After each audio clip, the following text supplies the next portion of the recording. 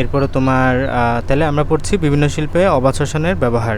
তাহলে বেকারি শিল্পে, তারপর মদ্য শিল্পে, অ্যালকোহল প্রস্তুতিতে, এই যে দেখেন অ্যালকোহল তৈরি হয়, সো আমরা দেখলাম অ্যালকোহল তৈরিতে এটা ব্যবহার করা হয়, মানে এটা কাজে লাগে। দুগ্ধ শিল্পে ল্যাক্টোবেসিলাস হেলভিটিকাস স্ট্রেপ্টোকক্কাস ল্যাকটিস, এগুলোর মাধ্যমে দুধ তৈরি করা হয়।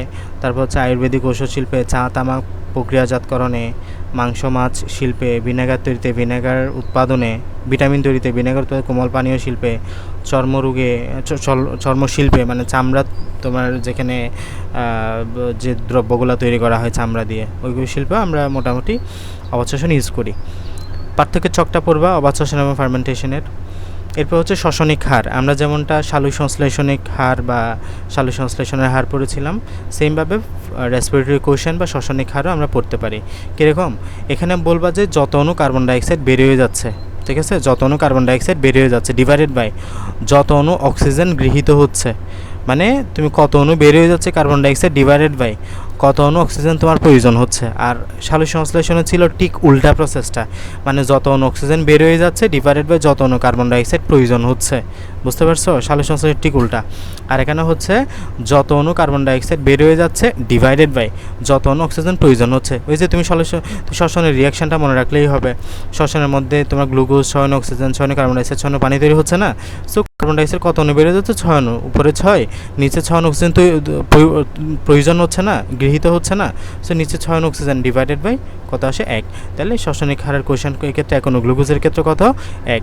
সেমভাবে তুমি যদি ম্যালিক অ্যাসিডের শ্বসনিক হার বের করো, ম্যালিক অ্যাসিডের শ্বসনিক হার হবে আর কিউ এর মান হলো 1.33, ওলিক অ্যাসিডের ক্ষেত্রে 0.71, বাস এতটুকু মনে রাখবা। এরপর হলো শ্বসনের প্রভাবক সমূহ। আমাদের শ্বসন পাওয়ার জন্য তাপমাত্রা কতটুকু দরকার? একটা অপটিমাম টেম্পারেচার 20 থেকে 35।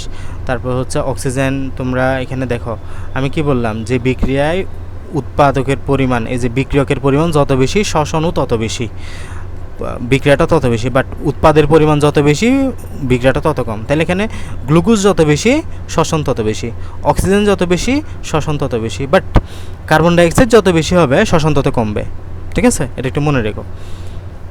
তাহলে এই যে অক্সিজেনের বেলায় কি দেখলা? অক্সিজেন এখানে তো প্রয়োজন হচ্ছে, মানে বিক্রিয়ক, সো মনে রাখবা অক্সিজেন যত বেশি সালোকসংখ্যা তত বেশি, ঠিক আছে?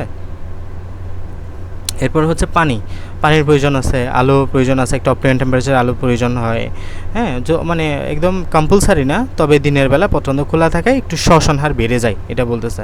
কার্বন ডাইঅক্সাইডের ঘনত্ব বেড়ে কিঞ্চিত কমে যায়। দেখো কার্বন ডাইঅক্সাইড তৈরি হচ্ছে, এই যে কার্বন ডাইঅক্সাইড তৈরি হচ্ছে না, সো এটা বাড়লে শ্বসন কমে যাবে। এই যে দেখো কার্বন ডাইঅক্সাইড যেহেতু তৈরি হচ্ছে, সো এটার ঘনত্ব বেড়ে গেলে শ্বসন হার কিঞ্চিত কমে যাবে। অভ্যন্তরীণ প্রভাবসমূহ, জটিল খাদ্যদ্রব্য, তারপর উৎসেচক মানে এনজাইম, কোষের বয়স, তারপর হচ্ছে মধ্যস্থ পানি, ওজোবলবণ, এগুলো পড়বা একটু, হ্যাঁ, প্রভাবসমূহ তোমার ঘ নাম্বার আসবে।